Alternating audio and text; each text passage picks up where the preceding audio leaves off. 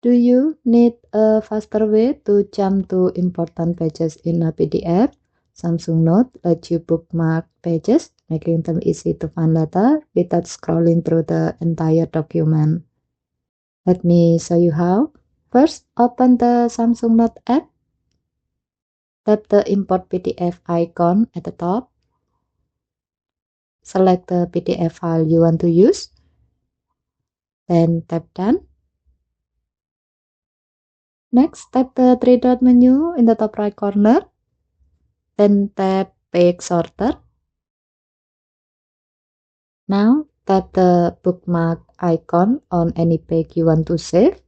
For this example, let's bookmark pages 5, 6, and 11 because they contain the section you might refer to most often. When a page is bookmarked, the bookmark icon turns blue. Later, whenever you want to find your bookmark pages again, go back here and then tap the bookmark icon in the top right corner. Samsung Note will display all of your bookmark pages in one place.